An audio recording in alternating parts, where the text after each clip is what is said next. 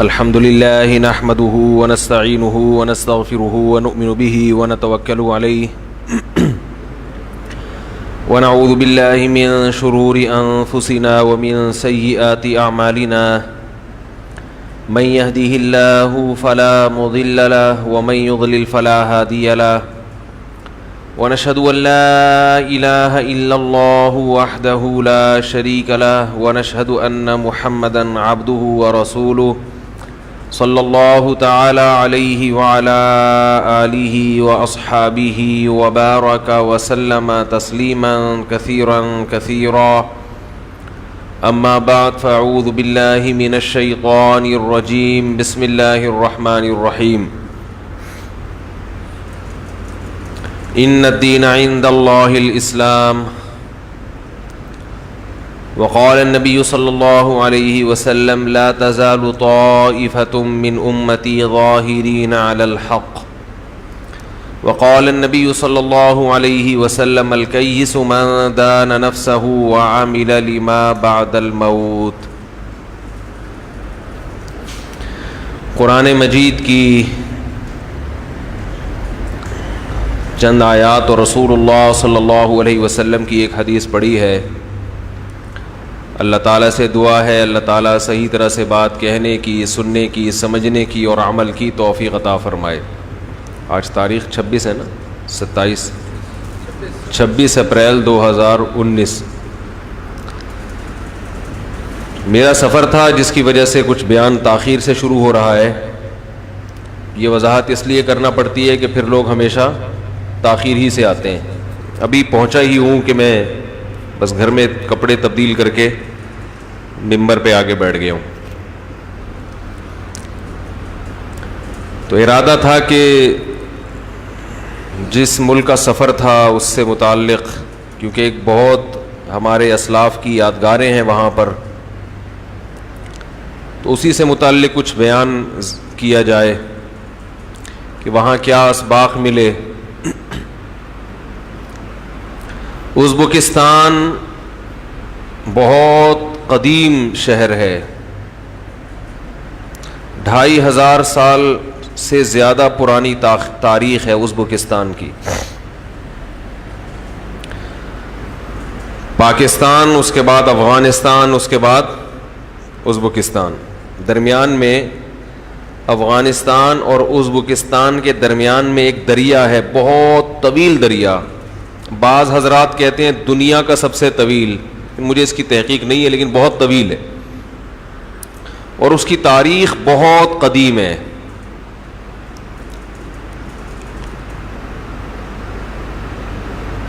بہت قدیم تاریخ ہے۔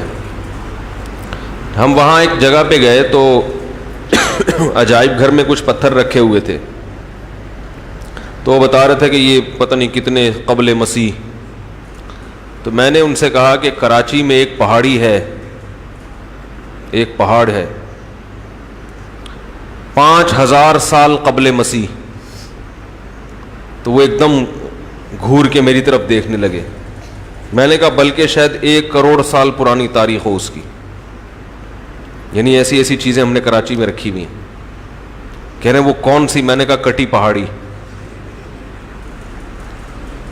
تو ایک صاحب نے کہا بھائی وہ اتنی پرانی تاریخ؟ میں نے کہا ہر پہاڑ کروڑوں سال پرانا ہی ہے بھائی، یہ جو پہاڑ ہیں یہ کوئی بعد میں تھوڑی کسی نے ایجاد کیے ہیں۔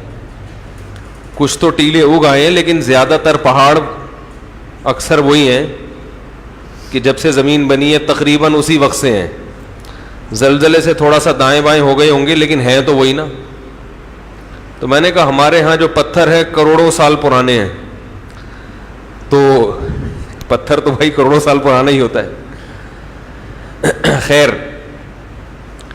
تو شہر کی تاریخ بہت پرانی ہے۔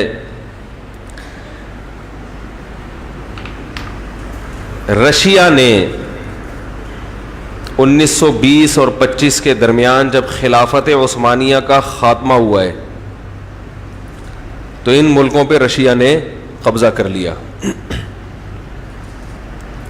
امام بخاری رحمہ اللہ تعالیٰ کا وطن، آپ نے پڑھی ہوگی جامع ترمذی، امام ترمذی کا وطن، صحیح مسلم کے مؤلف امام مسلم ابن حجاج نام سنا ہوگا نا، لکھا ہوتا ہے رواہ مسلم.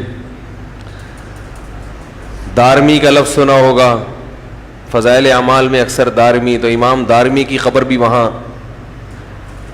فقہ حنفی کی مشہور ترین کتاب ہدایہ، برہان الدین مرغینانی رحمہ اللہ تعالی، جنہوں نے 13 سال روزہ رکھا لگاتار، ان کی قبر بھی وہیں. بڑے بڑے صوفیاء کرام، علماء، مشائخ، محدثین، فقہاء. تو آپ اندازہ لگاؤ کہ اسلام آیا مکہ اور مدینہ میں، لیکن اس کو پھیلانے میں، علمی خدمات میں اجمیوں کا کردار وہ عربوں سے کم نہیں ہے. پہلا سبق تو ہمیں یہ ملتا ہے، اہل عجم نے بڑی محنتیں کی ہیں. آج رسول اللہ صلی اللہ علیہ وسلم کی حدیث کے لیے عربی سب سے مستند حوالہ کس کا سمجھتے ہیں؟ رواہ البخاری. کس کا حوالہ دیتے ہیں؟ ایک اجمی کا، جو عرب نہیں تھے. اس کے بعد مستند ترین کتاب صحیح مسلم، وہ بھی نیشا پور، ازبکستان کی ایک ریاست ہے نیشا پور. پور کا تو لفظ ہی اجمی ہے نا، خیر پور ہوتا ہے کہ نہیں ہے. افغانستان کی ریاستیں، بڑے بڑے محدثین یہاں. فاریاب افغانستان میں ہے محمد ابن یوسف الفریابی. ہرات کا لفظ سنا ہوگا، ہرات، تو محدثین کے ناموں میں الہروی بھی ہے ہرات کے. یہ میں اس لیے عرض کر رہا ہوں کہ آج بہت سے لوگ کسی بھی عرب عالم کا کوئی بھی فتویٰ آ جائے تو فوراً دلیل دیتے ہیں کہ یہ کہاں سے آیا ہے فتویٰ، یہ تو عرب نے دیا ہے، عربی. ٹھیک ہے، عرب کو بھی اللہ نے علم دیا ہے، مگر سب کچھ عرب کے پاس نہیں ہے. بڑی محنتیں کی ہیں اہل عجم نے. ہمارے ایک دوست نے سفر کے دوران ایک واقعہ سنایا کہ ایک انگریز مسلمان ہوا تبلیغ والوں کی محنت سے. تو ایک عرب تھا بیچارہ، عربوں میں متقی بھی ہیں، ہر طرح کے لوگ ہیں، لبرل بھی ہیں. تو ایک عربی نے اس کو کہا کہ تم اس جماعت میں وقت کیوں لگا رہے ہو، تم میرے ساتھ چلو، میں تمہیں صحیح دین سکھاتا ہوں. تو اس انگریز نے کہا کہ تم جو مجھے دین کی دعوت دے رہے ہو، اس کے لیے تم نے کیا قربانی دی ہے؟ تم تو یہاں گھومنے پھرنے آئے تھے، تو تم نے کہا چلو ایک نیا نیا مسلمان ہوا ہے تو اس طرف لے آؤ اس کو. اور اس انگریز نے کہا یہ جو شخص جس نے مجھے مسلمان کیا ہے، یہ گاؤں دیہات کا آدمی اپنی بھینس بیچ کے آیا ہے یہاں پہ تبلیغ کرنے کے لیے. مقصد کسی قوم کی نفی نہیں ہے. عربوں میں بڑے بڑے لوگ ہیں، بڑے بڑے علامے ہیں، بڑے محدثین فقہا پیدا ہوئے ہیں، لیکن اجمی بھی خالی بولو بھائی نہیں. ہمارے مدرسے میں ایک طالب علم تھا، اس کے نخرے بہت تھے. تو ایک دن استاذ نے اس سے کہا کہ ہمیں پتہ ہے کہ تم بہت پہنچے ہوئے بزرگ ہو، لیکن ہم بھی خالی نہیں. اس کو طنز کیا تھوڑا سا کہ ہم بھی بالکل خالی ہم بھی نہیں ہیں، کبھی ہم بھی اللہ اللہ کر لیتے ہیں. بعض صوفی طلبہ ہوتے ہیں نا، صوفی، تو وہ پھر ان کا دماغ بہت ہائی ہو جاتا ہے.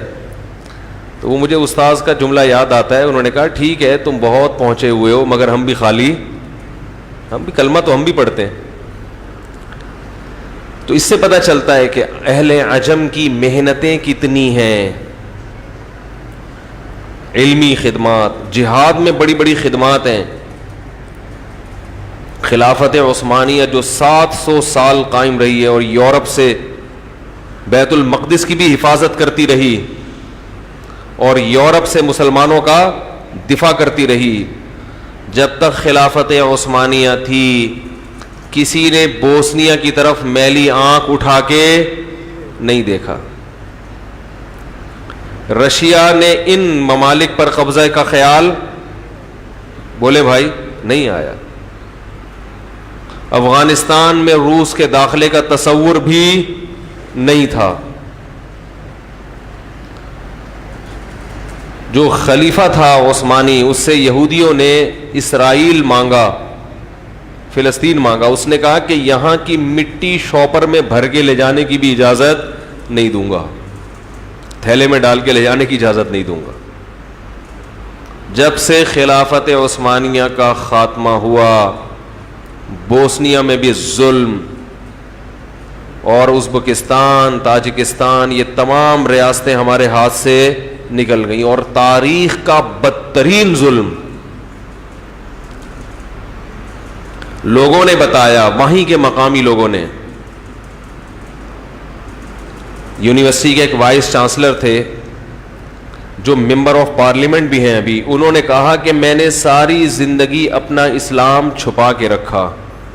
میرے باپ نے مجھے کہا کہ بیٹا باہر کسی کو یہ پتہ نہ چلے کہ تم مسلمان ہو. کسی کو کلمہ پڑھتا ہوا دیکھ لیا، اس کی سزا قتل. اور خفیہ ایجنسی کے لوگوں کو اتنی بھاری بھرکم رقمیں دی جاتی مخبری کرنے کی کہ بہت سے لوگ لالچ میں خفیہ ایجنسیوں میں بھرتی ہو گئے اور اپنے گھروں کی مخبریاں کرنے لگے. ایک وقت ایسا آیا کہ شوہر اپنا ایمان چھپا رہا ہے اپنی بیوی سے، بیوی اپنا ایمان چھپا رہی ہے اپنے شوہر سے، باپ ایمان چھپا رہا ہے اپنے بیٹے سے، بیٹا ایمان چھپا رہا ہے اپنے باپ سے، کہ باپ کو پتہ چل گیا، باپ نہ کہیں اطلاع دے دے. ان حالات میں اس قوم نے 70 سال گزارے ہیں، پوری نسل ختم ہو گئی. آج دنیا میں ہر جگہ مسلمان کو دہشت گرد دہشت گرد دہشت گرد، اسلام تلوار کے زور سے پھیلا، اسلام تلوار کے زور سے پھیلا، اسلام تلوار کے زور سے پھیلا. آپ دنیا کی اصل تاریخ اگر دنیا کو دکھاؤ تو آپ کو پتہ چلے گا کہ تلوار کا نشانہ، ظلم کا نشانہ سب سے زیادہ بننے والی قوم مسلمان ہے. یہ تو وہ مظالم ہیں جن کی میڈیا نے کوریج نہیں کی ہے. چائنا کا ایک شہر ہے سنکیانگ، وہاں کیا کچھ ہو رہا ہے، میڈیا پہ اس کی کوریج بولو بھائی نہیں. تو کوئی وہاں جاتا ہے تو بتاتا ہے کہ کیا ہو رہا ہے. تو دنیا میں مانتا ہوں کہ سارے کافر ایک جیسے نہیں ہوتے. بہت سے غیر مسلم ممالک میں بہت آزادی ہے، لیکن بہت سے ممالک نے مسلمانوں پر بے تحاشا ظلم کیے. تو اس قدر ظلم کہ کسی بچے کو کلمہ پڑھتے ہوئے لوگوں سے پوچھا جاتا تھا بسم اللہ سناؤ، اور پھر مزید اس قسم کے حربے استعمال کیے گئے کہ لوگوں کو ریلیف دیا گیا کہ ٹھیک ہے اب ہم سختیاں ختم کر رہے ہیں، جس نے دین کو فالو کرنا ہے وہ دین پر چل سکتا ہے، اجازت دے دی. اس کا مقصد کیا تھا کہ جو چھپے ہوئے لوگ ہیں وہ بھی سامنے آ جائیں. 3-4 سال صرف رپورٹیں تیار ہوتی رہی ہیں کہ اس آزادی میں کون نماز پڑھ رہا ہے، کون قرآن پڑھ رہا ہے، اور 4 سال کے بعد ان تمام لوگوں کو موت کے گھاٹ اتار دیا گیا. ہم وہاں گئے تو ہمیں بہت بڑی تعداد میں ہر جگہ عورتیں نظر آئیں، روڈوں پہ صفائیاں خواتین کر رہی ہیں. جو فٹ پاتھ پہ کلر کیا جاتا ہے تو مزدوروں کا کام ہے نا، مردوں کا، یہ کلر کون کر رہا ہے؟ خواتین. ہوٹلوں میں ملازمت خواتین، حتیٰ کہ بسوں میں جو ٹورسٹ کو گائیڈ کرنے والی ہیں وہ بھی خواتین. ہمیں تو مرد دے دیا انہوں نے، لیکن وہ بھی اکثر خواتین ہی ہوتی ہیں. اس کی بھی ہم نے تفتیش کی، یہ اتنی زیادہ خواتین، انہوں نے کہا ان کے مرد قتل ہو گئے. کیسے ظلم کیا؟ نمبر 1، پہلے رشیا نے ان کے مردوں کو قتل کیا، جوانوں کو، جوان مردوں کو قتل کیا بہت بڑی تعداد میں، بوڑھوں کو چھوڑ دیا. اور ان عورتوں سے نکاح کے لیے مرد نہیں تھا تو ان سے جبری زنا کیا گیا, ان سے اولادیں پیدا ہوئیں. ان اولادوں میں جنریشن گیپ بہت زیادہ, کیونکہ انہوں نے اپنے جوان باپ کو نہیں دیکھا. بہت سی خواتین کے حالات سن کے ایمان تازہ ہوا, جن کے گھر میں کوئی مرد نہیں مگر انہوں نے اپنی اولادوں کا ایمان بچایا. انہوں نے بار بار اپنے بچوں کو باور کرایا کہ تم مسلمان ہو, مسلمان ہو, مسلمان ہو, مسلمان ہو, چھپ کے تعلیم دیتی رہیں. ایک خاتون جن کا 90 سال کی عمر میں انتقال ہوا, ان کی کارگزاری سامنے آئی کہ پوری زندگی اپنے بچوں کو چھپ چھپ کے قرآن سکھاتی رہی, چھپ چھپ کے, اور موت کے وقت کلمہ پڑھا اور کہا کہ سب کو گواہ بنایا کہ میری موت کس پر ہو رہی ہے, ایمان پر. ہمیں اندازہ ہوا کہ ایمان کتنی بڑی نعمت ہے, کتنی بڑی نعمت. ان حالات میں انہوں نے ایمان کو نہیں چھوڑا. یہ مسلم ہے. آج یورپ میں لوگ عیاشی دیکھ کر جو ہمارے ینگ جنریشن جاتی ہے, اسلام کو چھوڑ دیتے ہیں بہت سے لوگ. نہیں کیا, یہ زندگی تو یہ ہے.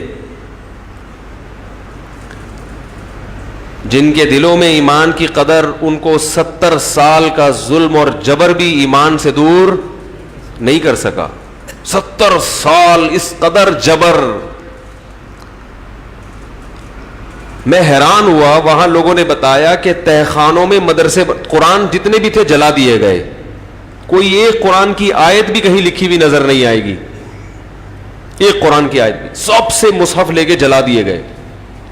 کہیں بھی پورے ملک میں قرآن نہیں. اب تو ہے الحمدللہ. تمام دینی کتابیں جلا دی گئیں, ختم. کوئی خدا نہیں ہے, بس نعرہ کیا تھا, کوئی خدا نہیں ہے. خواتین کو سر پہ چادر لینے پر پابندی, مرد کے لیے داڑھی پر پابندی. غامدی صاحب ہوتے تو بہت خوش ہوتے, وہ تو کہتے ہیں ویسے ہی یہ داڑھی رکھنا ضروری نہیں ہے. پوری دنیا میں ہمیشہ سے مسلمان داڑھی رکھتے آئے ہیں. کوئی ولی اللہ بغیر داڑھی والا نہیں گزرا, کوئی پیغمبر بغیر داڑھی کے نہیں گزرا. ازبکستان میں یہودی ہیں, وہ بھی اتنی بڑی بڑی داڑھیاں رکھتے ہیں. جناب غامدی صاحب کو ان یہودیوں سے سبق لے لینا چاہیے. یہودی کیوں داڑھی رکھتے ہیں؟ اس لیے کہ تورات میں آج بھی لکھا ہوا ہے کہ اللہ نے موسیٰ کلیم اللہ کو کوہ طور پہ بلا کے کہا کہ اے موسیٰ اپنی قوم کو کہہ دو کہ داڑھی مت کاٹنا. آج بھی لکھا ہوا ہے تورات میں. تو لوگوں نے تہخانوں میں قرآن کی تعلیم شروع کی, سینہ بسینہ. جو حافظ قرآن تھے, کوئی نسخہ نہیں تھا, سینہ بسینہ.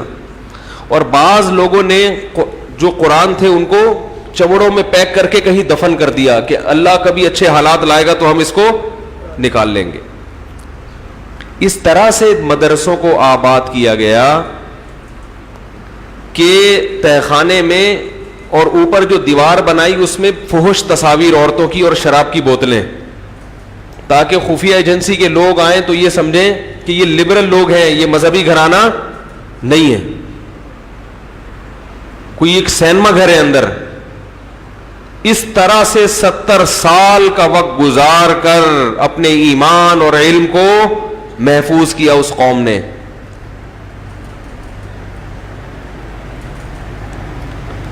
تو میں یہ عرض کر رہا ہوں, دیکھو جو نوجوان یورپ جاتے ہیں, مختلف ملکوں میں جا کے وہاں کی عیاشی دیکھتے ہیں, تھوڑے دنوں میں ایمان سے کہتے ہیں یہ زندگی ہے. جن کو ایمان کی قدر ہے ان کو پتہ ہے کہ اس سے بڑی دولت اللہ نے دنیا میں کوئی بھی نہیں رکھی. اس سے بڑی دولت, اس کے لیے تو پیغمبر دنیا میں آئے ہیں. دیکھو جو غیرت مند اولاد ہے وہ کبھی ایسا ہو سکتا ہے کہ جو اپنا باپ ہے اس کو باپ ماننے سے انکار کر دے؟ بولو بھائی. کوئی صاحب آپ کے پاس آئیں, بولے 1 کروڑ روپے دوں گا, آپ کے والد کا نام ہے, کچھ بھی نام ہے, ستار نام ہے فرض کرو, 1 کروڑ روپے دوں گا, شناختی کارڈ میں ولدیت چینج کر دو, اور دنیا کو کہو کہ یہ میرا ابا, بول لو نا بھائی, دنیا کو کہو کہ یہ میرے ابا نہیں ہیں, یہ پڑوسی ہیں, وہ میرے ابا ہیں, ذرا سی بھی غیرت ہوگی آپ مان لو گے؟ کوئی یہ کہے کہ یار تم ویسے کون سے ابا کی مانتے ہو ہیں, ہر وقت تو ابا اور تمہارا پھڈا ہی رہتا ہے, خدمت تو تم کرتے نہیں ہو, تمیز سے بات تو کرتے نہیں ہو, تو چینج ہی کر لو. کیا خیال ہے بھائی؟ چینج کر لو, ان کو ہٹا کے دوسرے والا ڈال دو, ذرا سی بھی غیرت ہوگی مان لے گا. میں سفر میں تھا, کسی صاحب نے قصہ سنایا, فون آیا شاید میرے پاس کہ وہ میرے ابا میرے ساتھ اچھا سلوک نہیں کرتے, بڑا ظلم زیادتی کرتے ہیں, تو میں اب ان کی طرف سے طبیعت اچاٹ ہو گئی ہے, تو اب یہ ہے کہ مجھے جو ہے میرے سوتیلے باپ نے بڑی محبت دی, عزت سے پالا, تو اب میں اپنے سوتیلے ابا کی خدمت کرتا ہوں. کہیں طلاق ولاق ہو گئی ہوگی میاں بیوی میں, تو جو اوریجنل ابا ہیں اب میں ان کی طرف زیادہ مائل نہیں ہوں. میں نے کہا اگر غیرت ہوتی تو یہ بات, بولو بھائی, میں نے کہا جس کو اللہ نے ابا بنا دیا نا, وہ چاہے جیسا بھی ہو, اس کے مقابلے میں نے کہا یہ تو ایسے ہو گیا کہ آپ کے ابا زیادہ خیال نہیں رکھ رہے تھے آپ کا, پڑوس میں جو بوڑھے میاں تھے وہ ہر وقت سلام دعا پوچھتے رہتے تھے, ہدیے, تو آپ نے اپنے والے کو عیدی سینٹر میں داخل کیا, اور پڑوسیوں کو لا کے آپ نے گھر میں بٹھا دیا. ایسا ہو سکتا ہے بھائی؟ اولو الارحام بعضهم اولا ببعض فی کتاب اللہ. سب سے پہلے تو خونی رشتے ہیں. آپ کی ماں جس نے آپ کو جنا, پڑوسن بہت اچھا سلوک کرنے لگے, تو کیا اپنی اماں کو گھر سے نکال دو گے کہ وہ انٹی اتنی اچھی طریقے سے ملتی ہیں, میری اماں تو ہر وقت چمٹا گرم لے کے بیٹھی رہتی ہیں؟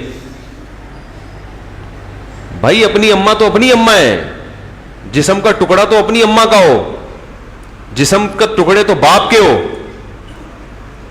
اس کو اس کی خدمت کا صلہ دے دو, جو انٹی خدمت کر رہی ہیں ان کی کچھ گھریلو خدمت کر دیا کرو, جو آپ کے ابا کے علاوہ جو دوسرے بوڑھے میاں آپ کی خدمت کر رہے ہیں ان کی تھوڑی سی پاؤں دبا دیا کرو کبھی کبھار جا کے, لیکن اپنے ابا, اس کا کوئی آلٹرنیٹ نہیں ہے.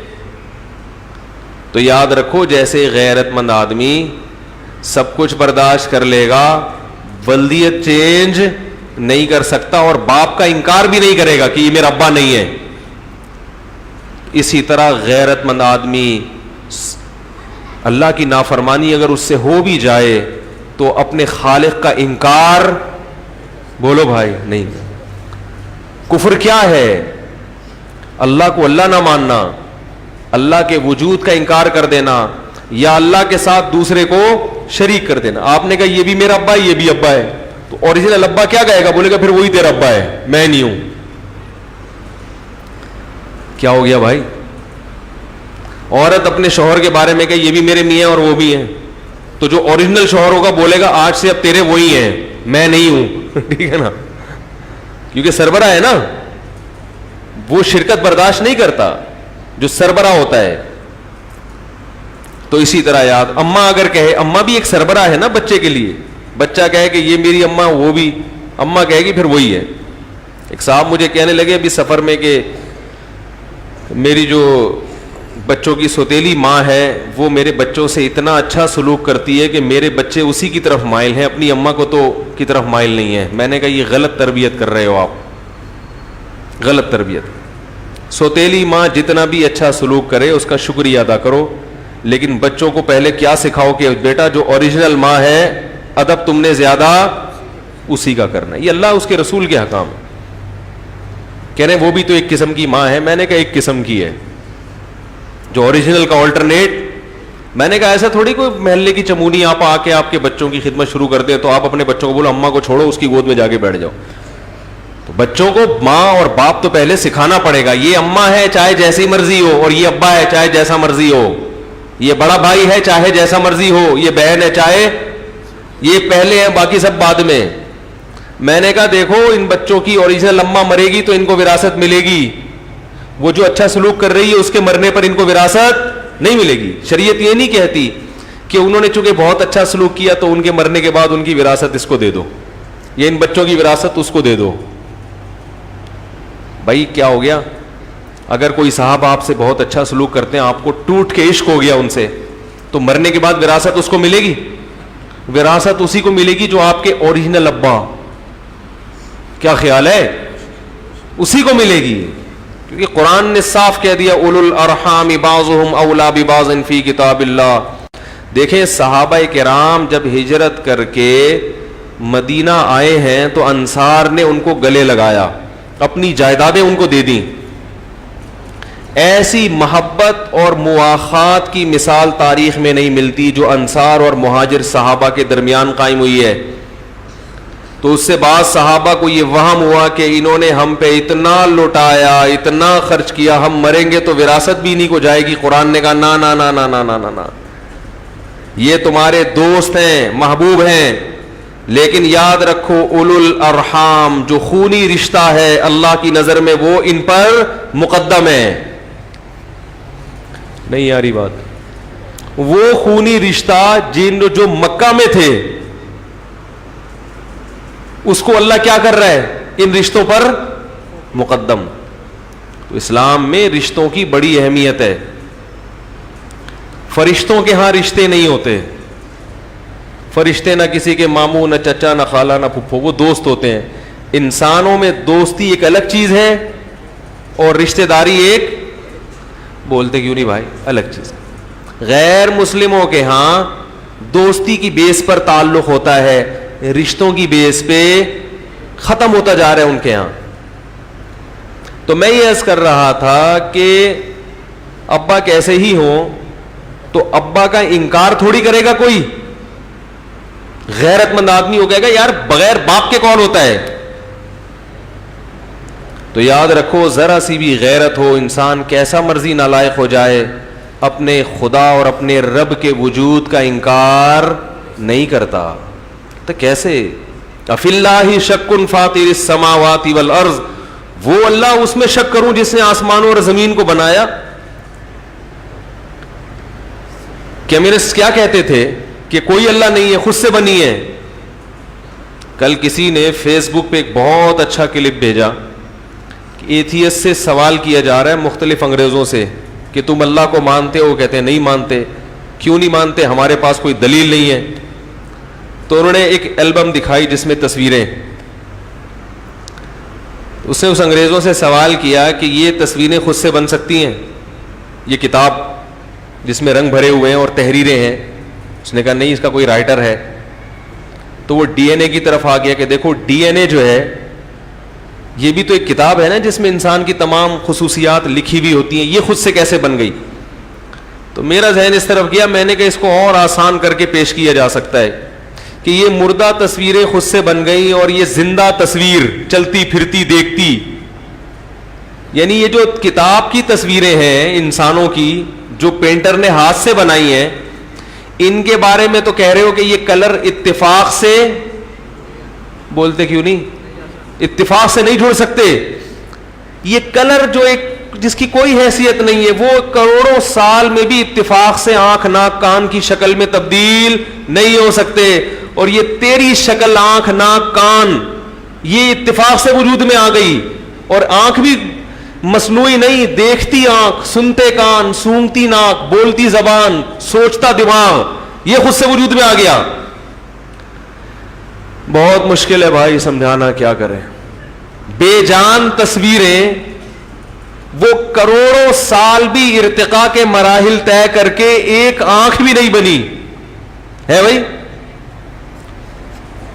ارے بھائی ایک آنکھ بنی ہوئی ہو کسی کی, آپ کسی ایتھیسٹ سے بولو کہ یہ کیسے بنی, وہ کہے گا کھربوں سال کلر کے ڈبے گھومتے رہے اور جا کے ایسا ہو گیا.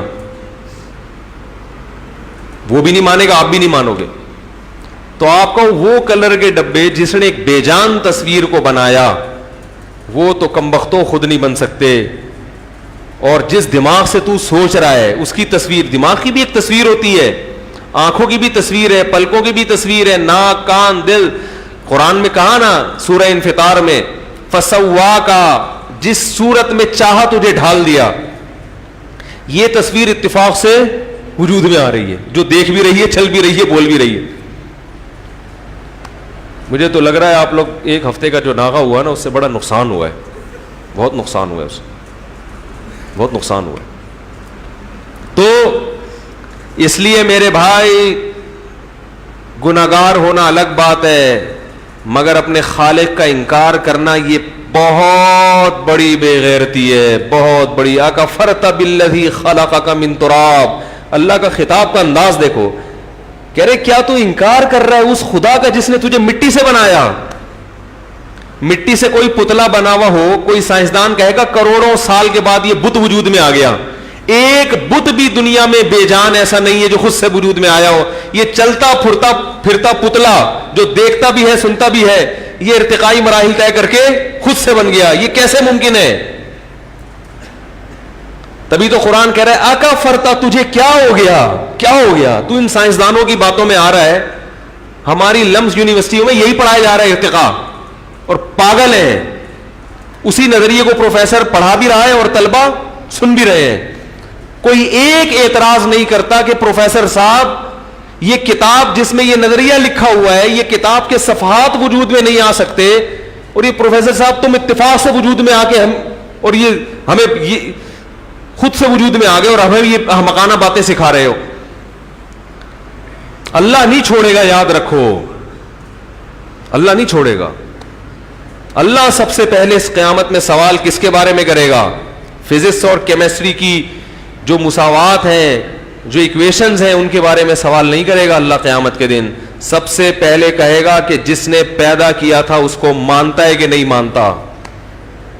دیکھو والدین اپنے بچوں کو اعلیٰ تعلیم کے لیے بڑے اچھے اسکول میں داخل کراتے ہیں.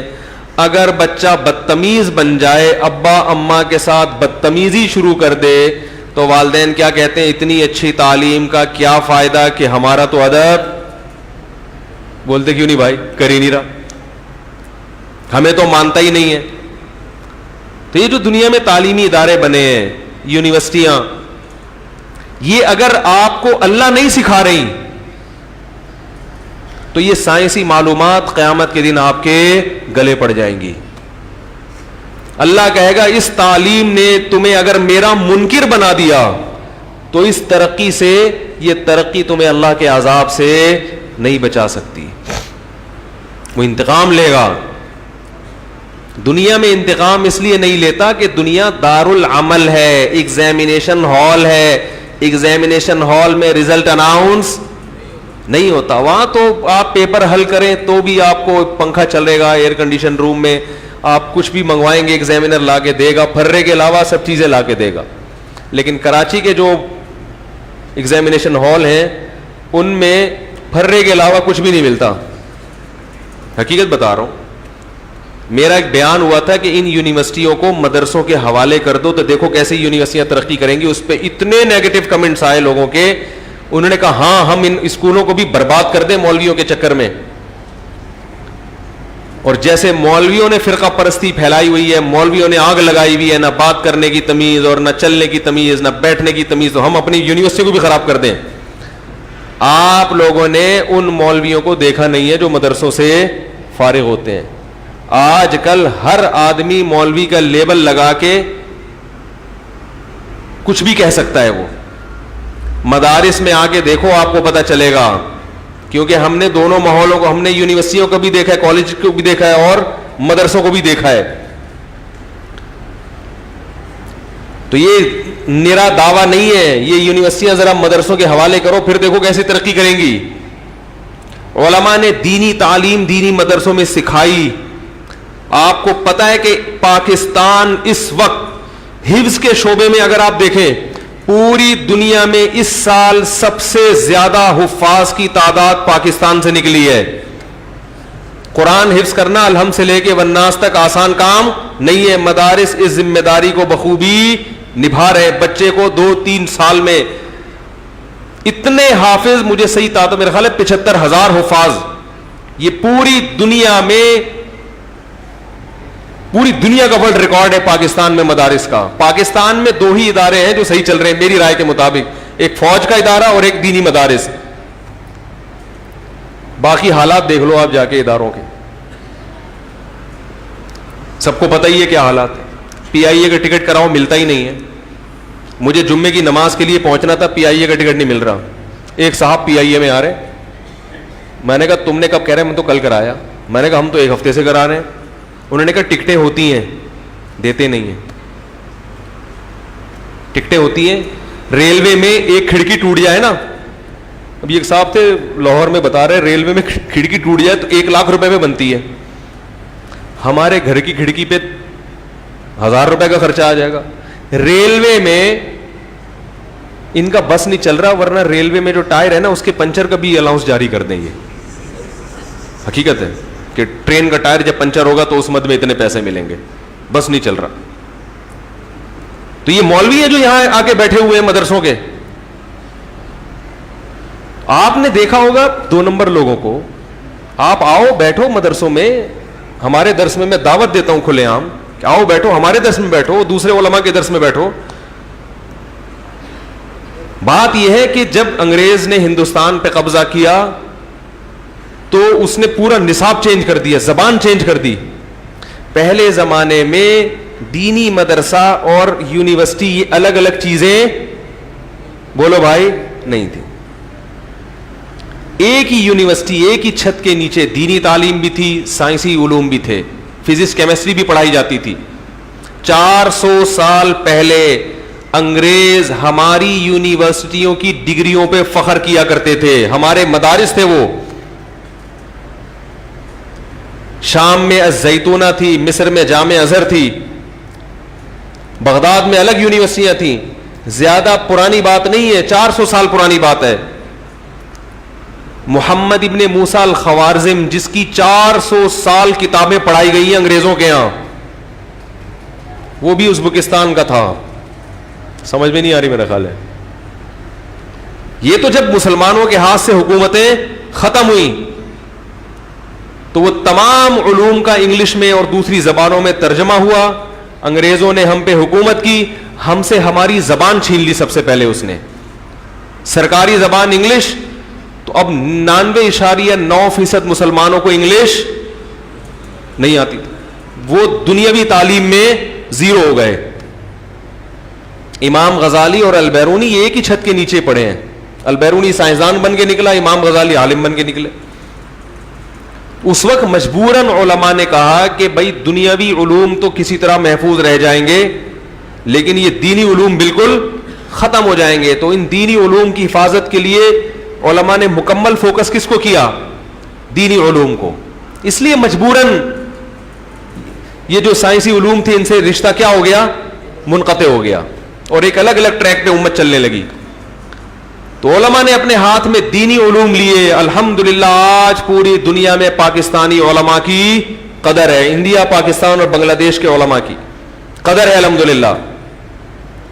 اور ہمارے لبرل طبقے نے یونیورسٹی اور کالجز کو سنبھالا. پوری دنیا میں کہیں بھی قدر, بولو بھائی, پتہ ہی نہیں چلتا. یہ جو ڈاکٹر عبد القدیر خان جیسے لوگ ہیں, یہ اپنی محنت سے اخپل طریقے سے پیدا ہوئے ہیں, اخپل محنت سے.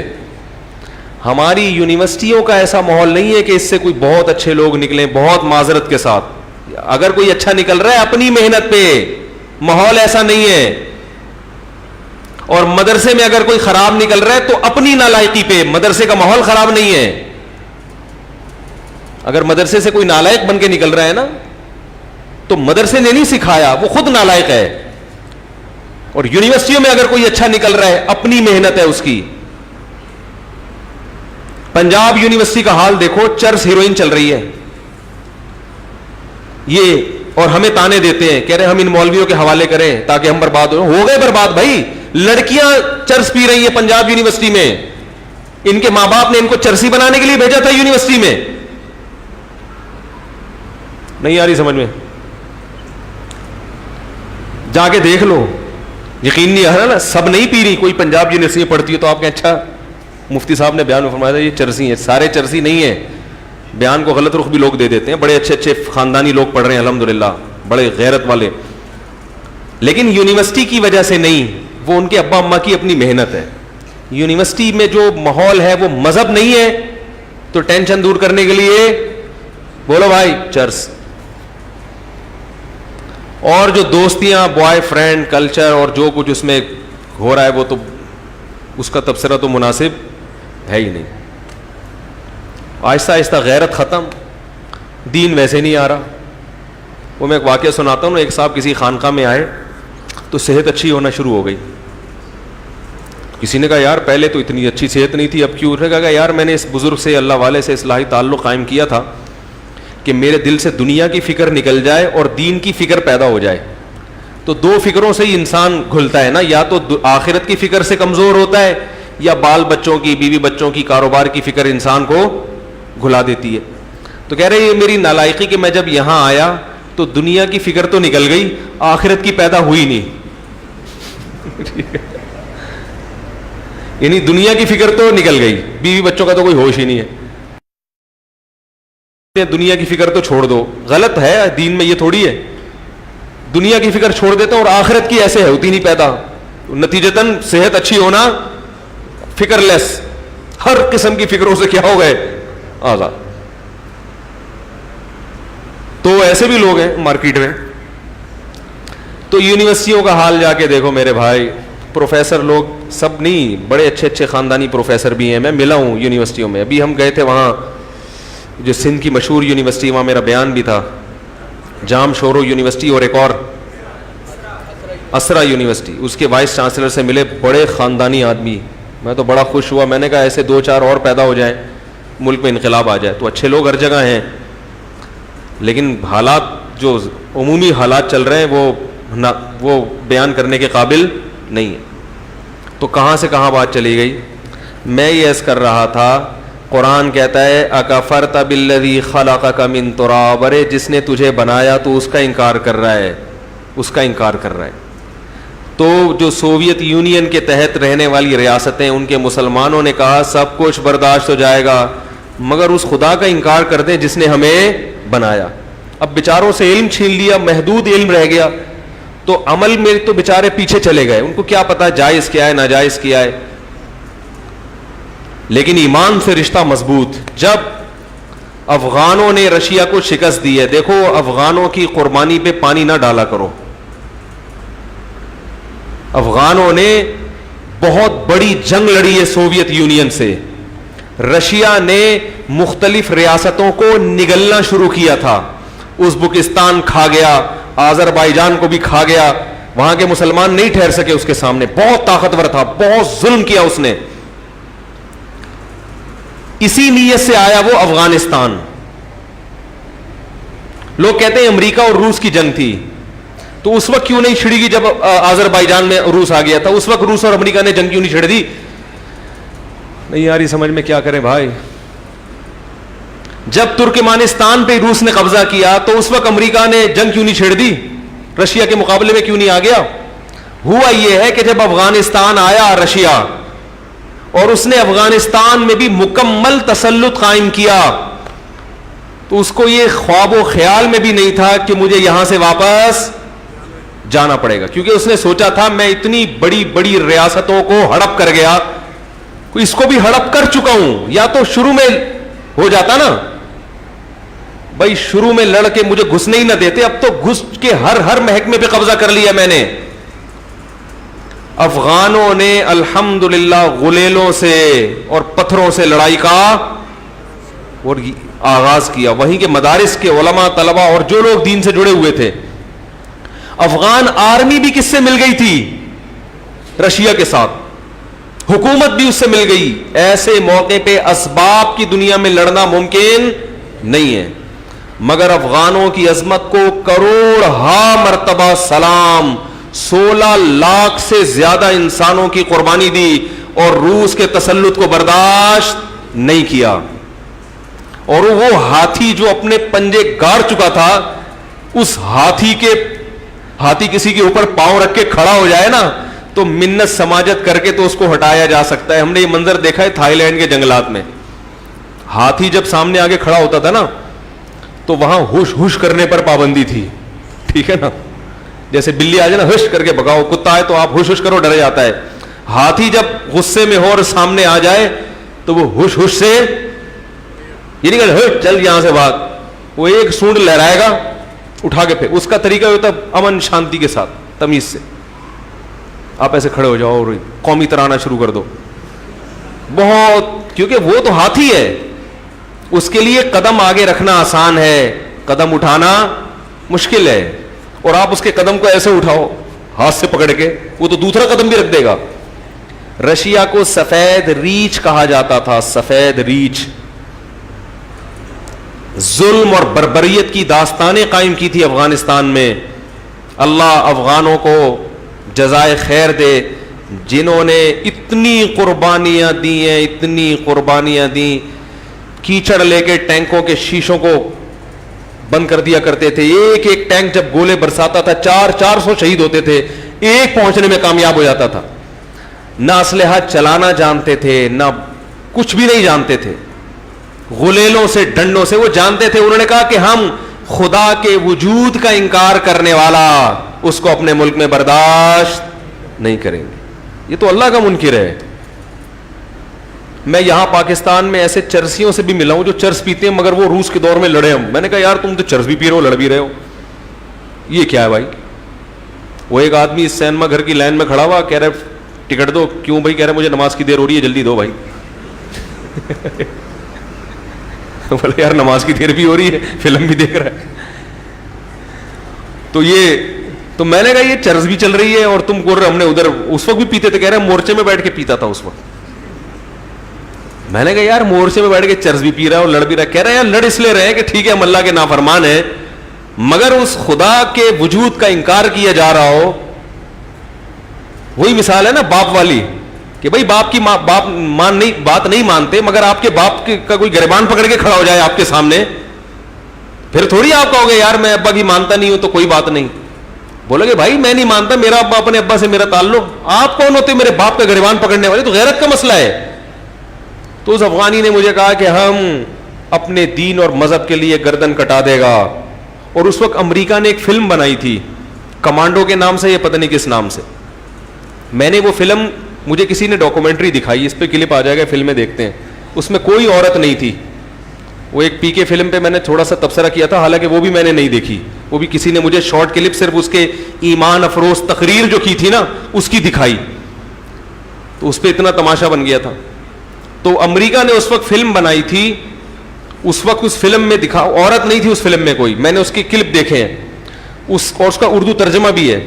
تو اس وقت وہ ایک امریکی جرنیل کو ڈاکومنٹری بنائی نا, جرنیل کو رشین نے پکڑ لیا کہ تم یہاں, وہ آیا تھا اپنے کسی فوجی کو چھڑانے یا کوئی صحافی کو چھڑانے کے لیے.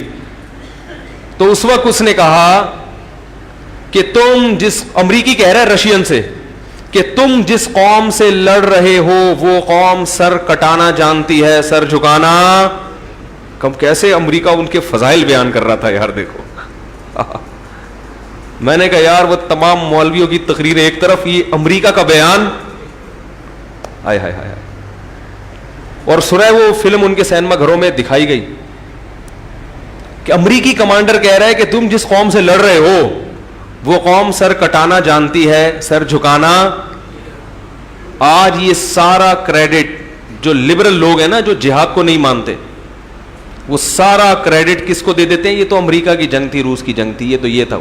ٹھیک ہے امریکہ نے مدد کی ہے, مگر امریکہ نے جب دیکھا کہ یہ افغان کھڑے ہو گئے ہیں اور رشیا کے بس میں ان سے نمٹنا نہیں ہے, ہارے گا, پھر انہوں نے کہا چلو انگلی کٹا کے ہم بھی شہیدوں میں نام لکھا. کیونکہ رشیا سے تو سبھی خوار کھا رہے تھے نا, امریکہ بھی پریشان تھا رشیا سے, جس طرح وہ پھیلتا جا رہا تھا. پھر تو سب نے مدد کی ان کی, پاکستان نے بھی کی اور سعودیہ نے بھی کی, سارے ملک اکٹھے ہو گئے. اور لیکن وہ آخر میں ہوا ہے, اصل تو جنگ کس نے لڑی. اور دوسری بات, اگر کوئی مدد کر بھی رہا تھا تو جان کون پیش کر رہا تھا؟ بھائی میرا کوئی دشمن ہو, آپ میرے دشمن سے لڑ رہے ہو, اسلحہ میں دے رہا ہوں, لیکن جان پہ کون کھیل رہا ہے؟ اسلحہ دینے والے کی قربانی نہیں ہوتی, قربانی اس کی ہوتی ہے جو اسلحہ لے کے سامنے لڑ رہا ہوتا ہے. تو اس لیے افغانوں کی قربانی تھی جنہوں نے رشیا کے ٹکڑے کیے اور پھر اس کے پاؤں کو اکھاڑ کے جو پھینکا ہے. اگر یہ جنیوا معاہدہ نہ ہوتا تو افغانستان رشین آرمی کا قبرستان بنتا. ہم ازبکستان نہ جاتے, ہم رشین کے ہول سیل کے حساب سے قبریں دیکھنے کے لیے کہاں جاتے؟ افغانستان. امریکہ بڑا سمجھدار تھا, اسی لیے اس نے افغانستان میں وہ طریقہ اختیار نہیں کیا جو کس نے کیا, رشیا. اس نے آ کے الیکشن کروا کے پٹھانوں کی حکومت ہی بنائی. ٹھیک ہے, جو مرضی سیاست کی اس نے, لیکن اس نے کہا پنگے بازی, ٹھیک ہے نا, ڈائریکٹ اس طرح سے پنگے بازی صحت کے لیے نقصان دہ. ابھی وہاں دینی مدارس بھی, اگرچہ حکومت امریکہ کی ہے اور لڑائی ہو رہی ہے وہاں پہ, حالات ابھی بھی کنٹرول میں نہیں ہے, لیکن وہ بدحالی نہیں ہے جو رشیا کے دور میں تھی. مدارس ہیں, مساجد ہیں, نمازیں ہو رہی ہیں. رشیا نے آ کے سب ختم کر دیا تھا, تو ایسی اس کو چپت لگی پھر رشیا کو کہ وہ دنیا نے عبرت حاصل کی کہ بھائی ان کے مذہب کو مت چھیڑو. سمجھ میں آ رہی ہے بات؟ کچھ بھی کرو ان کے مذہب کو مت چھیڑو. ابھی اب امریکہ ہے مگر مذہب کو نہیں چھیڑا. اسلامک یونیورسٹیاں بھی ہیں اور اماموں کی تنخواہیں بھی ہیں اور عدالتوں میں شریعت بھی نافذ ہے, علماء بیٹھے ہوئے ہیں عدالتوں میں. لیکن بہرحال ایسے حالات نہیں ہے جیسے پہلے ہوا کرتے تھے افغانستان کے, اور چل رہا ہے ابھی بھی سلسلہ. تسلط ابھی بھی قائم نہیں ہوا, معاہدے ہو رہے ہیں, دونوں کے بیٹھ کے میز پہ بیٹھتے ہیں اور بغیر کسی نتیجے کے. طالبان کا ایک ہی دعویٰ ہے کہ پہلے فوج لے کے جاؤ, وہ کہیں جی لے کے ہی جانا ہے تو پھر مذاکرات کس بات کے کرنے بھائی. وہ کہہ رہے ہیں نہیں بیٹھ کے مذاکرات. تو یہ چل رہا ہے, دعا کرے کوئی خیر کی صورت نکلے, افغانستان میں امن قائم ہو. تو بات کو میں ختم کرتا ہوں. تو جب افغانوں نے اس کے قدم کو اکھاڑا ہے تو الحمدللہ پھر وہ اپنے ہی ملک میں پنپنے کے قابل. اور یہ تو رشیا نے بڑا اچھا کیا کہ ان ریاستوں کو خود سے اس نے آزادی دے دی. اگر آزادی نہ دیتا تو یہ افغانی رشیا کی سرحد میں ان لوگوں کے ساتھ مل کے اس ملک میں گھس کے روسیوں کو مارتے اور وہ بھاگتے. وہ کہتے ہیں ہم نے وہاں تو پٹائی کھائی ہے, کم از کم یہاں تو چھوڑ دو ہمیں. تو رشیا نے بڑی سمجھداری کی, بولا جو جو ملک کو آزادی چاہیے بھائی لے لو یار.